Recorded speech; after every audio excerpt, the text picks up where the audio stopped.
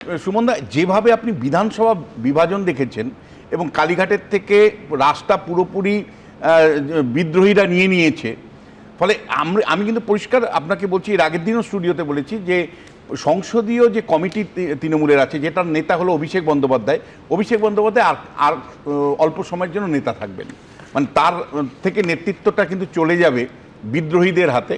এবং একইভাবে আমি আপনাকে বলছি, সুখেন্দু শেখর রায় কিন্তু রাজ্যসভার হবেন, মানে লিডার হবেন। এবং এটা খুব পরিষ্কার আপনাকে বলছি যে 22 জনেরই সংখ্যা, আমি আজকেও আবার আরেকবার ঝালাই করে নিলাম, তাতে 22 জনের সংখ্যাই আমি পাচ্ছি। পরিষ্কার বিধানসভায় যেরকম বিভাজন হয়েছে একইভাবে লোকসভার মধ্যে বিভাজন হবে এবং ডেফিনেটলি তার লাভবান বিজেপি হবে। কারণ আপনি জানেন যে বিজেপি 240টা আসন, একদিকে জেডিইউ, আরেকদিকে ইয়ে আছে, মানে আপনার গিয়ে পিডিপি আছে। ফলে সেইখানে যদি আমার অতিরিক্ত 22টা সিট আসে, মানে এবং বিজেপির সাথে যোগ দিন বা বাইরে থাকুন, ভোটটা তো বিজেপির পক্ষেই যাবে, একদম নিয়ন্ত্রিত। এবং শুধু তাই নয় সুমনদা, একটার পর একটা বিল যেটা বিজেপির রাজনৈতিক এজেন্ডার মধ্যে পড়ে, সেই বিলগুলো যদি তারা পাস করিয়ে নিতে পারেন, তাহলে সেইটার লাভটা কেন বিজেপি ছাড়বে? ফলে সেই জায়গা থেকে কিন্তু আমি বলছি যে সিরিয়াস লেভেলে এফোর্ট কিন্তু মানে অমিত শাহর মতন লোকরাও কিন্তু দিচ্ছেন, যাতে করে এই বিভাজনটা খুব স্পষ্টভাবে হয় এবং পরিষ্কার অভিষেক বন্দ্যোপাধ্যায় লোকসভার নেতা আর কিন্তু সময়ের কিছু সময়ের জন্য থাকবেন। এইবার আপনাকে আরেকটা জিনিস বলতে চাই, সেটা হলো যে দেখুন, দলটা তো ভাঙছে, কিন্তু এই একই সাথে যে প্রশ্নটা আসছে যে এই দলের তো বিরাট সম্পদ আছে, মানে আপনি তো দেখছেন কি এমএলএ ভেঙে গেছে, মানে মমতা বন্দ্যোপাধ্যায় হাতছাড়া হয়ে গেছে, এমপিরা ভেঙে যাচ্ছে, মমতা বন্দ্যোপাধ্যায়ের মানে অভিষেক বন্দ্যোপাধ্যায় হাতছাড়া হয়ে যাচ্ছে, মানে মূল তৃণমূল হচ্ছে বিদ্রোহীরা। এবার আপনি যদি কমিউনিস্ট পার্টির বিভাজন দেখে থাকেন, সিপিআই থেকে যখন সিপিএম ভাঙে, সম্পদ এবং পার্টির অফিস নিয়ে একটা বিরাট লড়াই হয়েছিল।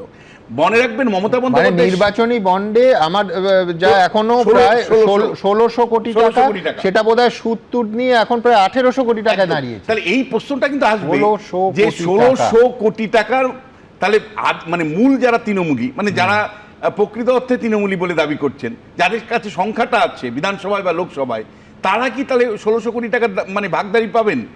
আর যে পার্টি অফিসগুলো আছে, সেই পার্টি অফিসের দখল কার হাতে থাকবে? ফলে এটা একটা কিন্তু লড়াইয়ের জায়গা এবং স্টুডিওতে আলোচনার জায়গা হবে। কিন্তু আমি ববি হাকিম নিয়ে তুলতে চাই যে মেয়রের চেয়ারে সম্মান রাখার প্রশ্নে উনি নাকি পদত্যাগ করলেন। আপনি ভুলে গেলেন কেন ববি হাকিম? যখন মেয়রের পদে আপনি ছিলেন তখন বারবার আমরা প্রশ্ন তুলেছি যে আপনি একজন পূর্ণমন্ত্রী আছেন, একজন full time mayor Paschimbangla Kolkata corporation কেন পাবে না? এটা যেমন আমরা প্রশ্ন তুলেছি, একইভাবে প্রশ্ন তুলেছি যে দিনের পর দিন পূর্ব কলকাতার জলাজমি যখন বুঝিয়ে বেআইনি নির্মাণগুলো হয়েছিল, তখন মেয়রের পদটা কি খুব সম্মানের ছিল? যে পদে সুভাষচন্দ্র বোস থেকে শুরু করে চিত্তরঞ্জন দাসরা বসেছিলেন, সেই পদটাতে যখন দিনের পর দিন কলকাতা কর্পোরেশনের দুর্নীতিগুলো বেরিয়ে এসেছিল, সেটা কি খুব সম্মানের ছিল? আপনি কি সম্মান রক্ষা করতে পেরেছিলেন সেই পদের? আমরা প্রশ্ন তুলেছি যে দিনের পর দিন যখন আমরা দেখেছি একটার পর একটা আগুন, একটার পরে অগ্নিকাণ্ডে লোক মারা যাচ্ছে কলকাতা কর্পোরেশনের গাফিলতির জন্য, তখন আপনার সম্মান মনে হয়নি? তখন আপনার পদের সম্মান মনে হয়নি? আপনার সম্মান কোথায় ছিল যেদিন আপনি বলেছিলেন দাওয়াতে ইসলামের কথা? আপনার সম্মান সেদিন কোথায় ছিল?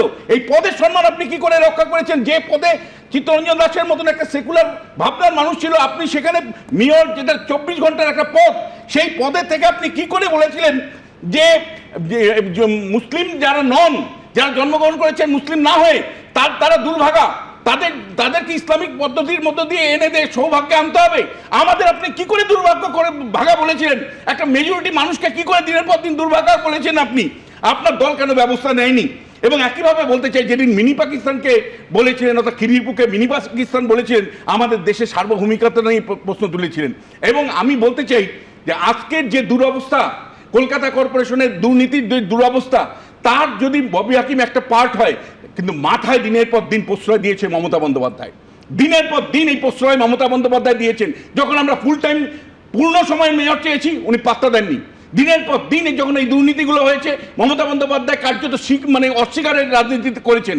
কখনোই তিনি কিন্তু এই দুর্নীতিগুলো নিয়ে মানে স্বীকার করেননি। ফলে আজকে কোনো সম্মান রক্ষা করে কিন্তু ববি হাকিম আপনি পদত্যাগ করেননি, কারণ 4 তারিখে যখন রেজাল্ট বেরিয়েছিল 101টা ওয়ার্ড আপনার বিপক্ষে গিয়েছিল, আপনার সেই দিন 4 তারিখেই বলতে হতো যে কলকাতা কর্পোরেশন এলাকার মানুষ, মেজরিটি মানুষ আমার বিপক্ষে রায় দিয়েছে, ফলে আমি নৈতিক কারণে পদত্যাগ করলাম, সেটা সম্মানের অনেকটা হতো।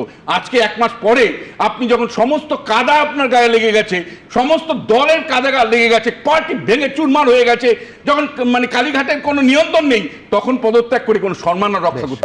এবিপি আনন্দ, এগিয়ে থাকে, এগিয়ে রাখে।